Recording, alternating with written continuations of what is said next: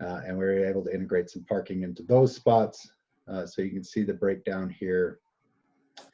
But we are very close to what we're calling the existing legal spots. I know there were several locations where people were parking on private property, or kind of encroaching on corners where it really wasn't safe to be parking. So as far as legal spots, we're very close to the existing amount of spaces that currently exist. We mentioned the pedestrian and bike facilities. That includes the 10-foot multi-use trail on the east side, which can be used for both pedestrians and bicycle. So that'll be a shared use trail. We also have a 5-foot sidewalk on the west side for pedestrians that'll be, and all of these improvements will be ADA compliant. So we also have ADA ramps, crosswalks in a couple locations. And then we've also included further improvements for bicycle facilities by integrating shared lane signage and striping along Manitou Avenue. So again, the more casual users can ride their bikes on the trail, and then more experienced riders that are comfortable can also ride within the roadway, and we'll have, again, signage and striping that helps delineate that. The lighting was one area that we recognized as this being a somewhat residential area.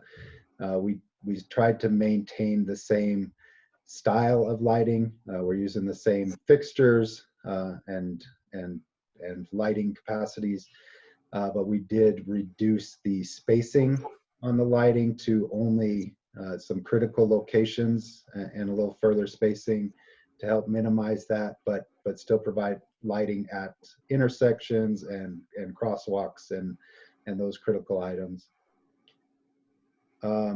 Utilities was another big part of this project, the biggest component being undergrounding of the existing overhead lines, electric and communications. So those will be all underground after the project. We're going to take those poles down, put them into a trench under the multi-use trail, really clean up the look of that corridor. We have a couple water line extensions that'll occur as part of this project to help improve the looping and redundancy of the system, as well as some other relocations and adjustments as necessary to account for some conflicts that occurred with the corridor improvements, as well as the new storm drain system. So there will be an underground storm sewer, as well as inlets and manholes that will be added along the entire corridor that'll help collect the surface water, take it off of the street, and discharge it into the creek. And then finally, we do have, we integrated as much landscaping as possible in some of that remaining space. So we have a couple locations that have some landscaping, as well as can be possible uses for art, and we've talked about some other amenities that we can use that space for. So going on to the next slide, we'll kind of talk about the construction timeline of all these improvements. So essentially, we've identified 4 major phases that this construction work will occur in. And we've identified some sub-phases to help minimize impacts to residents and businesses. And the contractor may further break this work down to help manage that. But the intent is try to keep this corridor functional. So maintaining flow of traffic at all times. So 2 lanes of traffic will be maintained. And then also trying to minimize as much as possible the parking impacts during construction. So we've asked them to, and we've outlined for the contractor to, only open up a certain amount of the project at a time, and kind of leapfrog with their improvements, so that again, they're not taking out all the parking on one side and leaving nowhere for residents and businesses to have parking, as well as sidewalks and pedestrians. Really, again, trying to keep as much open as possible. Make the improvements, complete the construction, open things back up before they move on to the next phase, and really kind of work their way up the road and along both sides. So if you go to the next slide, we'll kind of show the details. So this is an approximate timeline, and this is all tentative to the contractor's abilities, as well as weather, of course. But we're trying to be a little conservative here and look at maybe worst case scenario. But it all starts with what we're calling a phase 0, which is really kind of outside the project, and the utility work, which we've coordinated with the utility owners, including Colorado Springs Utilities. We've been working with them throughout the duration of the project. We've got them to agree to come on early and work on that undergrounding of the electric, so that can get out of the contractor's way, and that would tentatively occur in late summer, June to August, and it would occur on that east side, with them coming in again, installing their trench and their conduit to account for that new underground lines. That would occur on the east side behind the back of curb, so it shouldn't have any impact to traffic. There are a couple crossings that may have to occur and be coordinated, but for the most part, it occurs on that east side and back behind the sidewalk. And then we would roll into the next phase, which is phase 1 of the actual CDOT improvement project. And that would be on the west side. So they would then come in, they would shift traffic over to maintain that traffic to the east side, and do their construction along the west side, and install the new sidewalk. The storm drain, for the most part, occurs on that side. So we wanted to be able to get that in as soon as possible.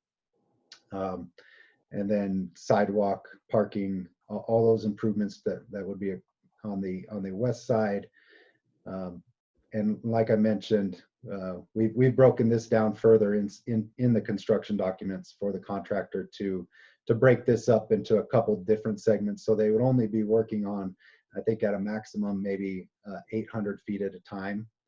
And then they would again button that back up, open it up to the public before going on to the next, so that again, those parking spaces, the sidewalk, kind of minimizing that distance that people are forced to kind of maneuver. And then going on to the next phase, and sorry we skipped. We built in a winter shutdown, so we're hoping that we can get all that west side done, anticipated between September and November.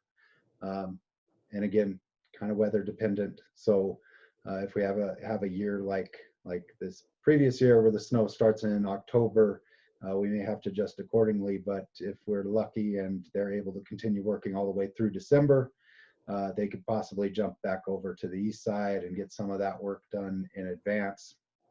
But we have built this in there for them to essentially, once they complete that west side, open the corridor back up entirely and allow that to be functional during the winter times, and use both sides of the street as well as the middle, likely for snow storage and things of the like, before picking back up once things warm up again in the March to May timeline, and hopefully have the majority of this corridor done before tourist season.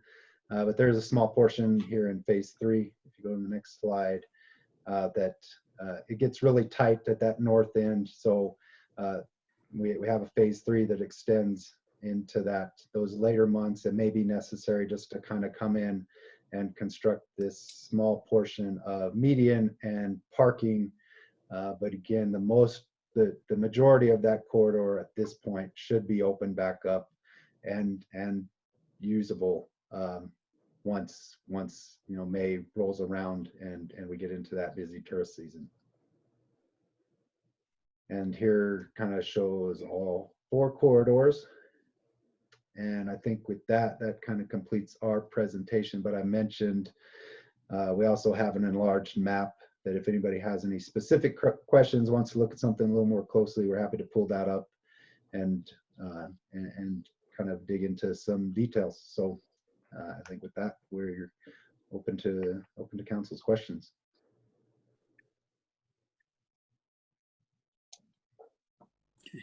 I might ask if Dole's available. Would Mr. Grebnick like to speak to this? I am available. Okay, Dole, you have the floor. Well, I think Jared kind of hit the highlights. I'd be happy to go into some of the details. I think something I would highlight is that phase 0, that utility phase. That's not normally necessarily done. Usually what we do is we put it all in the project. But because of the current shutdown, we thought about how could we use this time as efficiently and wisely as possible. And so we worked really aggressively with CSU for them to go ahead and come in and do this work ahead of time. Even in June, there's going to be some levels of impact or closure or something. I don't think the city is going to be just wide open. So this allows them to get in and do all that work. And that work is already basically done by the time our prime contractor starts, which then means that instead of having the project normally start and have to do all the utility relocation work, now they can start and they're already digging up asphalt, they're already replacing curb and gutter, and so it speeds the project up 4, 6, 8 weeks, depending on how much time CSU needs. So I think that that's important to point out. Good, thank you. Council, does anyone have questions for the city engineer or for Mr. Lee or Ms. Atten? I do.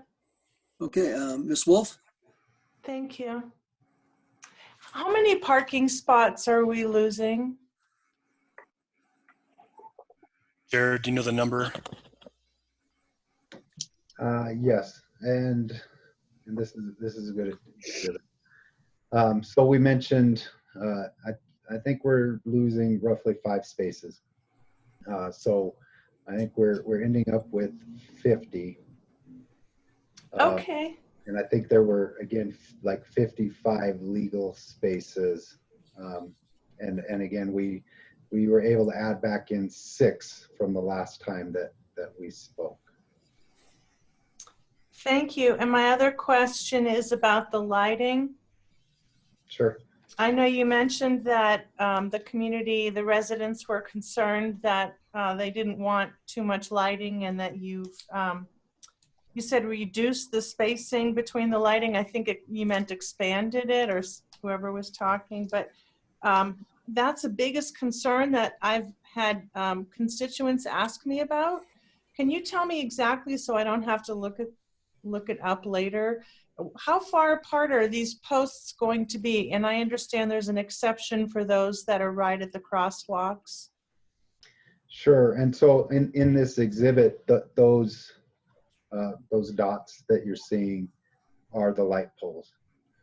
So so you can see we have them pretty evenly spaced, but again, tried to put them at certain locations like at the crosswalks and at the Smizny lot. There's also an ADA space at that location, and then kind of evenly spaced among them, but I think roughly 200 feet between them. And then how does that compare to how far apart they're spaced on the east end of town, just so I have some frame of reference if I could? Do you know? I don't know the exact numbers. but I believe that they were way closer, like 50 feet and on both sides of the street. And this is 200 feet only on one side of the street, except Right. at the crosswalks and the ADA access. Yeah, the Okay. only location we have it on both sides is up by Serpentine. And if there are complaints down the road, do we have control over reducing the intensity of the light bulbs? That's a good question. I don't know the exact answer. I know we are looking at using the same fixture as the previous phases, and I believe we could probably look at a lower wattage, but they should be, they're not the large kind of overhead poles that currently exist, so they're much lower and shouldn't have as much, I guess, they shouldn't have as much light pollution as the current ones. Oh, okay. So they're not as tall as the poles on the east end of town? No, when I said not as tall, they're not as tall as the ones that are currently there. Oh, but they're the same as the ones, they're same height as the ones on the east end of town? Yes. And so if people felt that 200 feet apart was too close, would we, I would imagine, be able to make them further apart? Or are there certain codes or regulations you're required to comply with? We are, and we are kind of compromising on that already with CSU and the minimums that they follow per code for corridor lighting, and we got them to agree that this was again kind of a joint residential / commercial type corridor. So we were able to reduce that from downtown, which is again more commercial, and have that closer spacing. So if Colorado Springs were willing to recharacterize this as, in fact, primarily residential, which is what I think it is, would we then be permitted without having to request a special waiver to have it a little more far apart than 200 feet? Well, I think that's essentially what we've already done. Oh, they're actually using the residential Right. figures? This is the minimum allowed under residential zone properties? I would have to confirm that with them, but we did have that discussion. Like I said, they were, I think, using the kind of shared or joint use requirements initially, which were again a lot closer. I see. Well, I'm personally not allowed to give you any direction, but I'd really like to know in the future answers to my questions for sure. You know, if it were characterized as residential only instead of partially residential, because you said there's some residential integrated into this corridor. Well, I would say there's some commercial integrated into this residential corridor. But if you could just find out from us, is this in fact the minimum spacing required or the maximum spacing allowed, I guess I should say, under their residential code? And if so, what's the process of getting a waiver? Is that something you'd be able to just email me or email us or something to let us know how that works? Yes. That would help me, because that's the biggest concern I've heard is parking, like you said, parking and lighting. And I don't know if most of them feel like 200 feet apart is fabulous, or they think that's too bright, considering especially how tall they are. So that'd be great. Thank you. I have no other questions. And this is Denise Ayton, and I just want to say that I have just checked with our lighting consultant on the team, and she reassured us that we're using the lowest wattage light fixtures that CSU allows. So just to give you that detail at this time. She didn't have Wattage, okay. distance, but she did indicate that we're using the lowest wattage they will allow. Okay, so really the only other question is the distance between the poles. Yeah, and my inclination is that we're also probably using that maximum allowable spacing, but we can confirm with her. Yes. Thank you. Thank you. Good. Thank you. Other council members, do you have questions? Susan Wolbrook has her hand up. Susan, please. Hi, thank you. Jared, thank you for the clarification on the lights. I know we've gone back and forth on this, right? As we've gone through this project, we went from a certain number of lights and pulling back on it already. And I actually got some council correspondence that questioned whether this is enough lighting.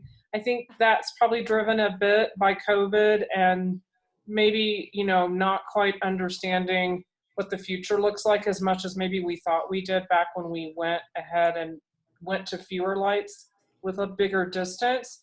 So I'm just bringing that up as correspondence that I received that people are concerned that it may not be enough light. But I guess what that really gives the question between my comments and Julie's comments are, how flexible can we be with this? And it sounds like we have some flexibility in terms of the luminosity and some other things, but I just wanted to make sure that I got that correspondence in there. I don't have a solution. I know we've been back and forth on this quite a bit. And in my own neighborhood, and I told this story before in a MAPS meeting, but in my own neighborhood, we had 2 streetlights that burnt out, and our neighbors kind of went, we kind of like this. It's darker, works for us. But then we had a new retailer move in, and he was installing a lot of lights on his building. And he asked me why these lights were out, these CSU lights were out. And I was like, well, it's really because we all just thought, no problem. But we called CSU and the lights came back on and everything's fine. See, things change.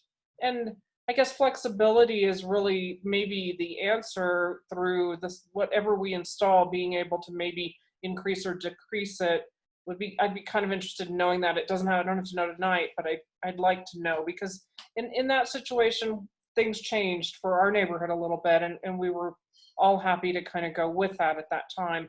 My second question, and I don't know who this is for, but it may be for Dole, is how do we pay CSU for the undergrounding? I know in the past there was a 50-50 cost sharing, and Manitou's cost share was recovered by CSU deducting franchise payments to the city. That's Is that what's happening with this? I just wanted some clarification on that. no, it's a terrific question, and I actually got a crash course in the franchise agreement because of that question. Fortunately, this project is fully funded to pay for all the utility work out of the project budget and not out of the franchise agreement. And so the primary undergrounding, CSU still pays 50%. And then all of the secondary work, which is connecting in the streetlights and connecting in the residences, and some meters have to be converted. All of that stuff is being 100% paid for by the project. Thank you. Yeah, there was a lot of, the franchise agreement is a revenue stream for the city. And that seems to be only primarily used if utility work is needed that's not budgeted or funded. In this case, it has all been budgeted and scheduled, and we'll start paying their bill as soon as they start coming in out of the project. Thank you. Do other councilors have questions? Mayor Pro Tem Fortune has had her hand up. Mayor Pro Tem, please. Yeah, just I seem to recall, and I could be totally wrong, that the lighting was the height of the same height as those in the Manitou Avenue, not as high as the ones in the WAP. So that just might be something to confirm, is the actual height of the light poles. Correct. I believe that's correct. That, yeah, when you mentioned to the east, I was referring to the previous Manitou Avenue projects through downtown. So much shorter, actually, than the ones in the WAP, which is comforting. Thank you. Okay. Councilwoman Chandler, do you have questions? I had only one question, and Councilor Walbrook asked it, and Joel Brebnick answered it. So that's it was about the utility. So thank you. No, I don't have any other questions. Okay, good. Thank you. Councilman Shader. All my questions have been answered. Thank you. Good. And I believe my questions have been answered also. Guess there being no other questions, we will. May I ask a question of Susan, a follow-up question about Susan's comment?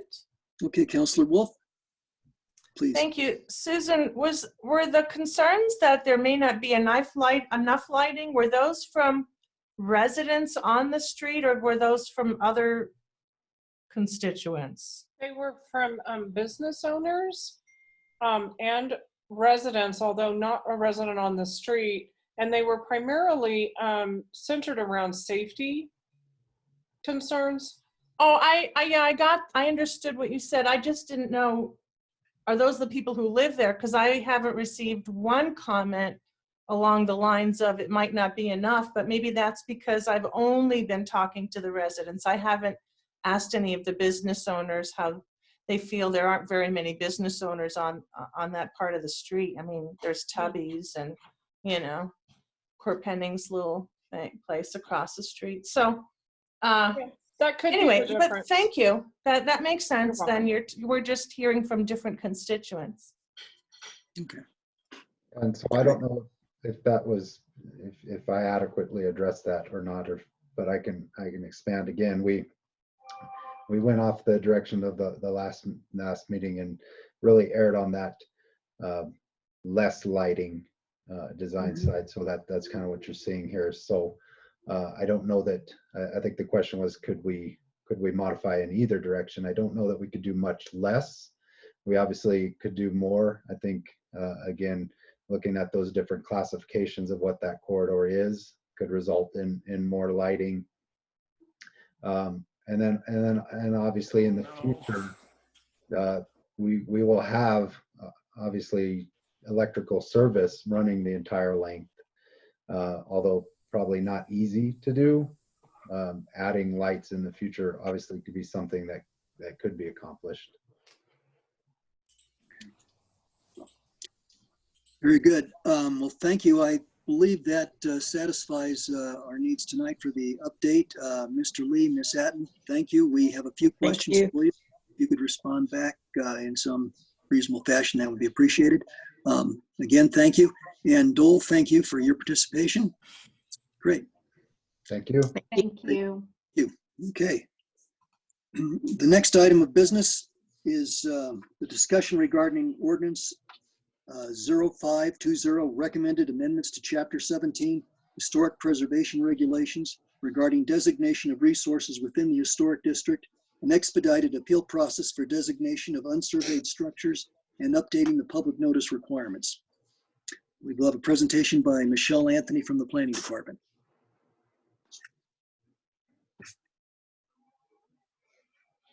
Hello there. Hello, Michelle. Hope everyone's having a nice evening. So we're discussing the, as the mayor mentioned, the amendments to Chapter 17 Historic Preservation Requirements in the Historic District. You have information. It's been postponed a couple of times, so hopefully you've had plenty of time to look it over. I was looking back and just wanted to mention a couple of things. This actually started in December of 2018 when the city received the letter from Paul Lewis.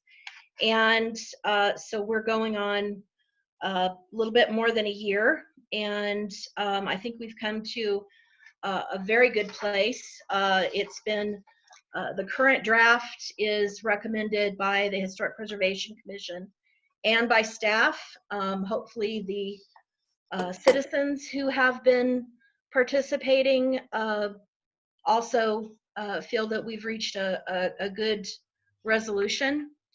We did get a very nice email from Rachel Buller regarding it.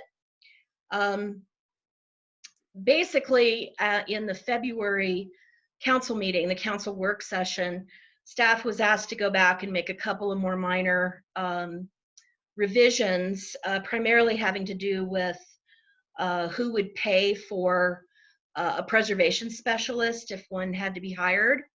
And so I did that. And if you actually look at the document that's just the ordinance, that's not included with the staff memo, that just has those changes that came out of the last meeting. The one that's included with the staff memo has all the changes basically from day one that we've made. And so that can get pretty cumbersome and hard to read. And I have to apologize.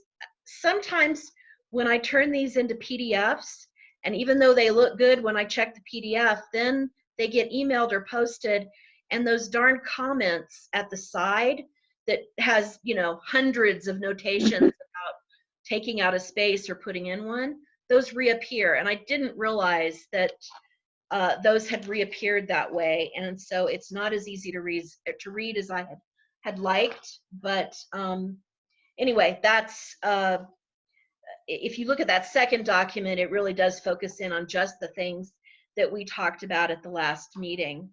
And I did want to update the staff memo in regard to consultant costs.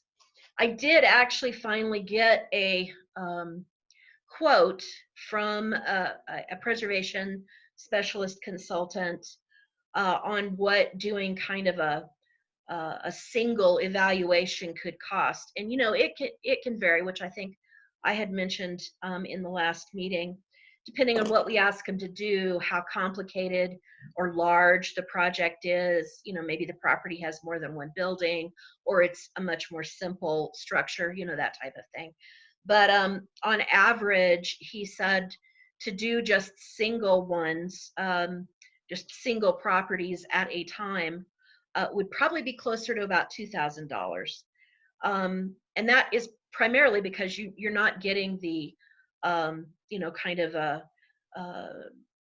not bulk discount, but you're not getting the same kind of savings that you do if you're doing, you know, 100 properties or 50 properties or whatever. But there's a lot of, at least some of the same work. So I just wanted to, you know, let the council know that I did get that. Now, granted, if this is necessary and we contact a couple of people, that price can change up or down depending not only on the individual property, but just the consultant themselves. But I just wanted to give you an idea of that.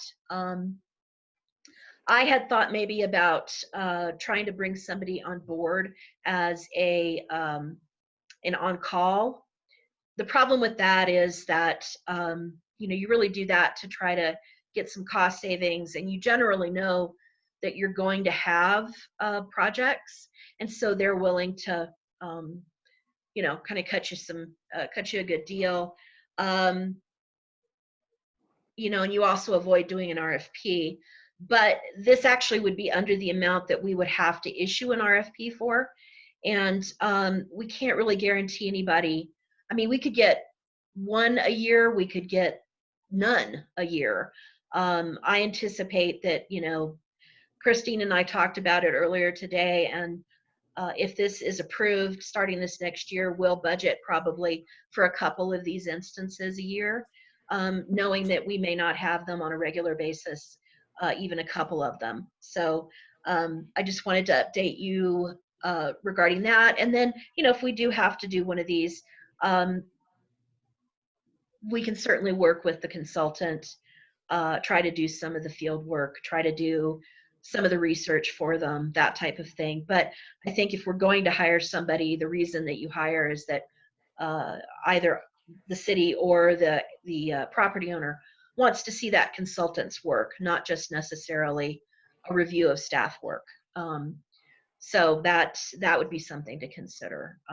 So anyway, I am more than happy to point out changes, talk about language, answer questions, whatever anybody needs. It seems like it might be most efficient if we did ask questions at this point. Do we have anyone who wishes to ask questions of Miss Anthony? Let's see, I think Councilor Chandler had her hand up first. I just had two quick questions, Michelle. One, you mentioned perhaps budgeting for 1 to 2 cases per year. Was that at that $2,000 average? Okay. Yeah, And I don't think we would see that. I don't think we would contract with someone if it was going to be more than that, unless it was like a really, unless it was the Briarhurst or something major like that. So yeah, that would be the intent. And one other question. This was also regarding the cost. That was quite a document to get through, by the way. So kudos to your hard work. I know on pages 9 and 10, for anybody of 33 who is looking, it talked about the city covering the cost. Is that also true for the section on page 10, alternate expedited review, section E, where it talks about the homeowner can request a referral to for an evaluation, a preservation specialist? Would the homeowner bear that cost, or would the city bear that cost? No, the direction that I got from the last meeting was that the city would bear any of those costs. Under both of those instances, in both of those. Okay, those were the only questions I had. Thank you. Sure. Okay, thank you. Councilor Wolf. Thank you. Hi, Michelle. Hi, Julie. Hey, this is related. So I was not 100% sure, this grant that you guys got for $25,000 for historic home, is that just, and then I saw that an RFP went out on it already, I think. Mm-hmm. So is that solely to identify, can you tell me what the scope of that, I didn't completely get what they're doing. What that is for is to do a plan that sets out the priorities and sets out phases for doing survey work in our district, so that we know with this plan, if we follow it within 3 years or 5 years or whatever the plan specifies, that we will have a fully surveyed and inventoried district. So every year that we implement the plan, we're one step closer to actually not running into this situation at all. And so, and also with a survey plan, which is what the State Historic Fund and also our certified local government coordinator, they recommend, that sets us up in a better light for other grant funds. We can show them, in line with this plan, this is, we're doing phase 1 and 2, or something like that. So it was a no match. It's through our certified local government funds. So it's a little bit of a no-brainer to be able to set ourselves up for, more.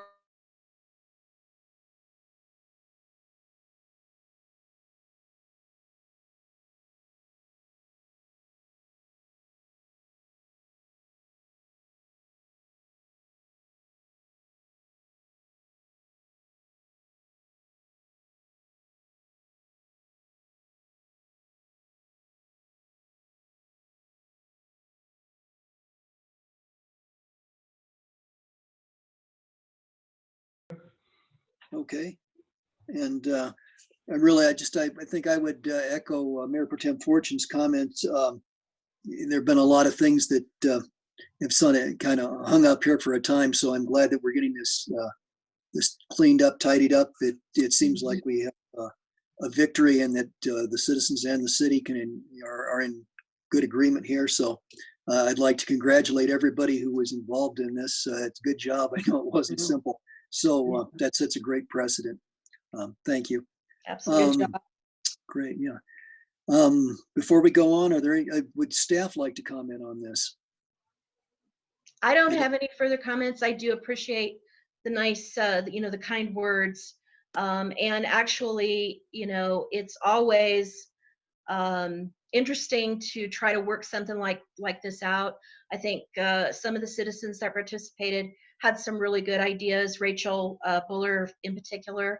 And the fact is that it's brought attention to something that staff in the HPC for years has been kind of pounding the drum about. We need our survey, we need our survey, we need our survey. And so I really appreciate council supporting us starting to move forward and get our district documented like it really needs to be. Great. Excellent. Good job. Well, good. Congratulations. We're pushing forward. That's great. Thank you all for your work and support. Great. Thank you. Okay. The next discussion item, the third one, is an update on the 2020 departmental goals. Before we launch into that, I think we've got like 123 slides to look at. That's it sounds like death by PowerPoint, so it's a little bit intimidating. What seems to have worked well the last several weeks is that we mute the mics with the exception of the presenter. Denise will be kicking that off, and then she'll be handing the floor off to various department heads as we work through this. I would ask that questions be, that council members write down your questions, and because we've got such a huge volume and so really relatively a small amount of time to compress this into, if you could email your questions to Denise, and then she'll go ahead and filter those or direct those appropriate to the appropriate person for an answer. Again, these slides are based on last October's budget retreat. That was a full 8-hour day. So with that in mind, we're going to try and compress 8 hours into a much smaller time space. And Denise, I might suggest, it's almost 7 o'clock now, if maybe we could take a break in an hour or something like that, if it seems like the appropriate thing to do. We'll try to keep that in mind, give everybody a chance to stretch their legs. May I ask a question, just a clarification question, Mayor? Sure. Yes, Julie. Do you mean we're supposed to email Denise now while we're listening to the speakers? No, I'm sorry. No, at the conclusion. I mean, you can do it in the next several days and get her questions to her. We just anticipate there's going to be so many questions that we can probably consolidate that and come back and revisit it more efficiently in a few weeks. So okay, thank you. You'd have a little bit of time to do that. Great. Well, that said then, Denise, you have the floor. Okay, thank you, Mayor and council members. We'll try to do this with everybody coming and going in between the PowerPoint presentation. But if you could email me the questions by this Friday, that would be great. Then that gives us time to take that, compile it, and bring it back with your answers. So you can write them down tonight and then just email them to me, and we'll process it. And as the mayor said, you'll be hearing from each department tonight regarding their goals or their capital projects as we move forward. Some of them are SMART goals, some of them are projects as we went through this. This was pretty much presented at the budget meeting, and this is what was approved for each department to manage through this year. So that was an 8-hour retreat. We're going to try to keep this one shorter, and some of these we'll be able to get through fairly quickly, but each department head will be talking about their individual department. This year, our plan was really to focus on the infrastructure and getting some projects done. We've done a lot of studies in the past, and you'll see that throughout. I believe probably most of you have heard that is a study after study, and then we weren't getting things done. So this year we really wanted to focus on the infrastructure and getting certain projects done, and that each department has projects that they can accomplish and not have a list that is so long that we can't get them done and we can't maneuver through those and really feel the success of that. So as we did this, we also had 2 meetings with the public after the budget process. And we had 2 budget meetings that was open to the public. We talked to them about our projects. We had each department head there at that time, and they could meet with each department head individually to ask any questions that they may have. So that, and then our other focus this year was really customer service and look at surveying and what does that look like. And we'll talk about that as we maneuver through this. As I start this, and I think every city is feeling this, I felt like we were moving, and I think all the department heads felt like we were moving at the right speed and we were getting things accomplished. And when I used to run track, I remember going around a corner and the wind was coming, and it was like, how am I going to get through it? Because the wind was a strong headwind and putting down and going. And then COVID-19 hits. And that's what feels with this is COVID, we were moving forward COVID-19, and it feels like we're still on this race to get things done. But every time we turn a corner, there's a semi that's getting us to go a different way. And how do we maneuver through it while we're still trying to manage the project? So with that, I'll just start out. I'll be doing a couple of them, and then we'll be turning it. So the first part, and we did this alphabetical, so that's how they went through this time, is the administration. When I was hired, you guys gave me or the previous council gave me certain goals to work on that needed to be completed. So I'll be talking about those. The first one was a list of SOPs, which is standard operating procedures, and this is for business continuity. I've worked for a fairly large organization that had, oops, something just told me security alert. Got it? Are we supposed to take a bathroom break? Do you need to take one now? I thought that's what the mayor was suggesting. Well, In an hour, I thought he said. Yeah, I was suggesting Oh. around 8 o'clock. Oh, I'm sorry. Well, I'll be back in a minute, you guys. I'm sorry. You want us to just take a 5-minute break? If that would be okay. I'm okay, Mayor, if that's up to you. Yeah, let's all take a 5-minute break. So we'll be back at 7:07. Okay, thank you.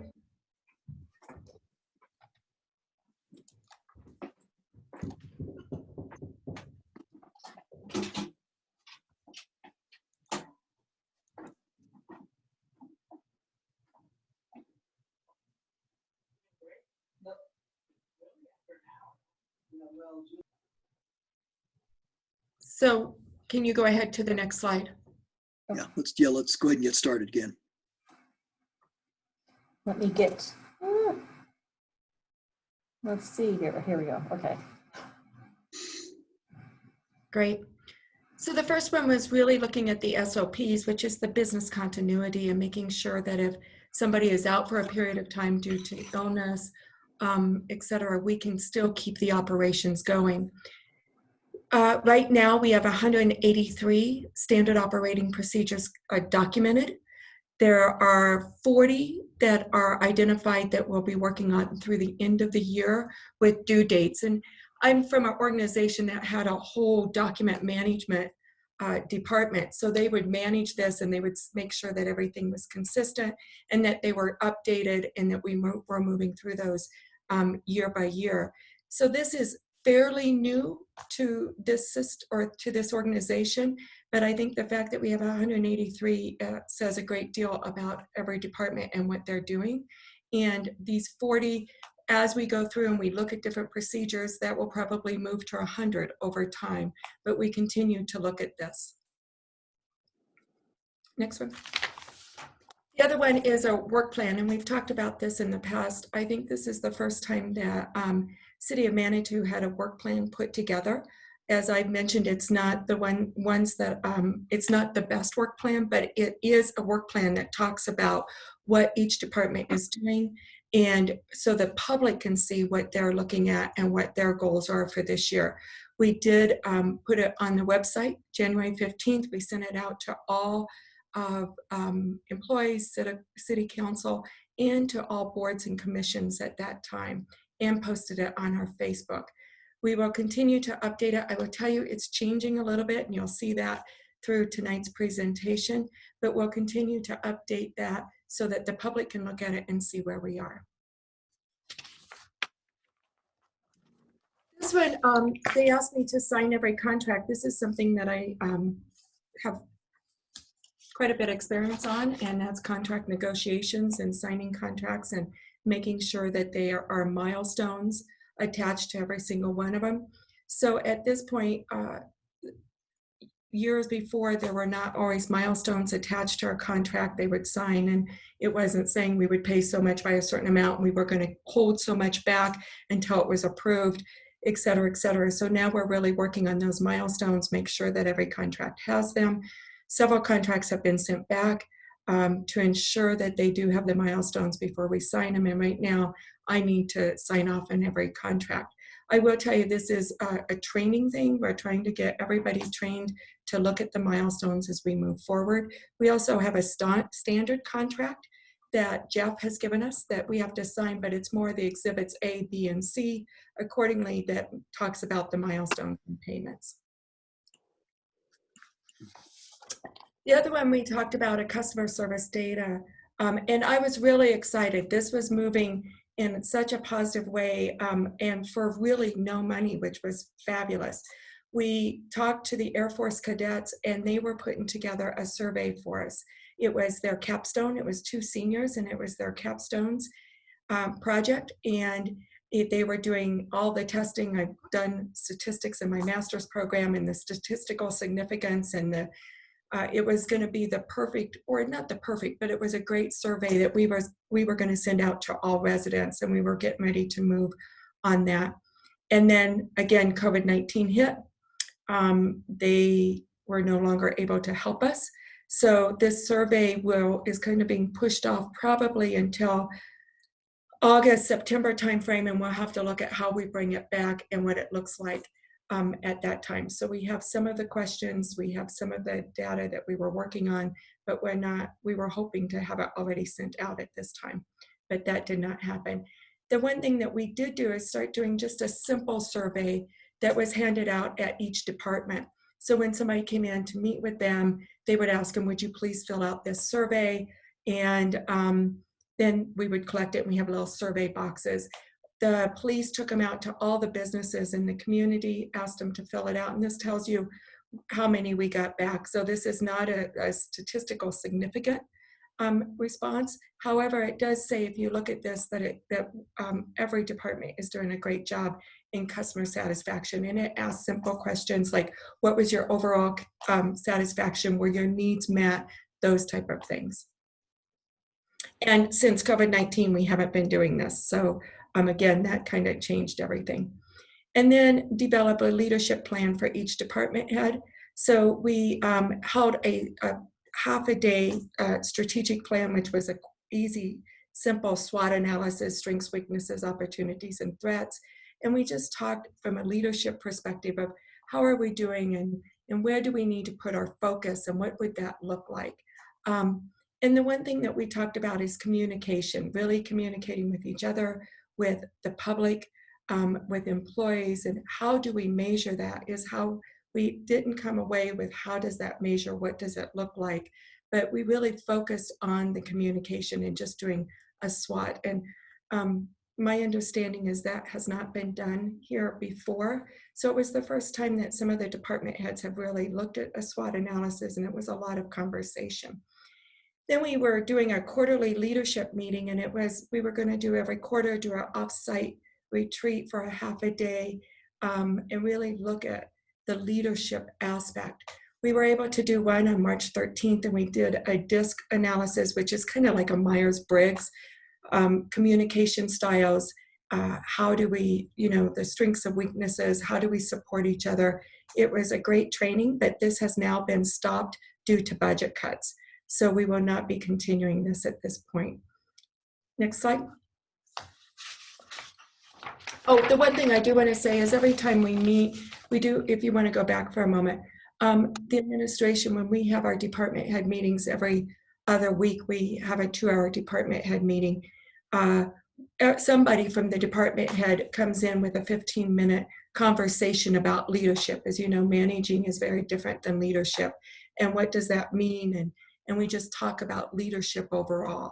So it really allows us to talk about leadership and different perspectives and best practices. I will say, since COVID-19 has hit, the leadership team, we meet every morning at 8 a.m. Every morning, Monday through Friday, and it's really talking about what has changed overnight with COVID-19, what is the public health, where are we at, what are stats that we need to look at, and the budget. Are there expenditures? Where is that coming from? What are we going to do? All of those things we are talking about every day. What is our focus today? What do we need to work on with the COVID-19? So that has been happening, and those are Zoom meetings every morning from 8 to 9. Go ahead. And then other things that have happened, and this is not all encompassed, this is just a few things. Reestablishing the relationships with the city of Colorado Springs. The incline group is really working with the Hanging Lake and met with them. Board of directors on the chamber, the MAC, the other various areas, currently working on an employee survey. Hope to have that out in the October timeframe. Parking and incline, as you know, there was so much focus on parking. We had so many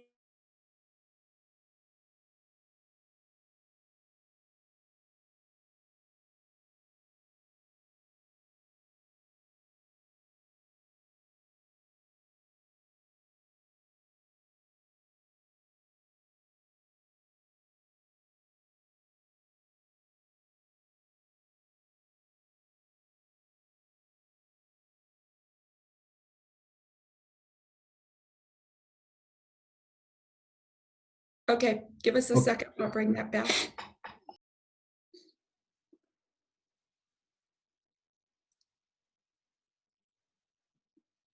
Are you back, Judy? Okay. Are you back? Next slide. I am, yeah, okay. Okay, thank you. There we go. Part of the administration is the public information officer, and we talked about communication, and the purpose for a PIO is really to be able to tell our story. We tell our story before other people start telling it, and making sure that the information that is out there is accurate. A perfect example is the incline. When that was closed, we were able to tell our story of why you decided to close the incline from the health perspective and all of that.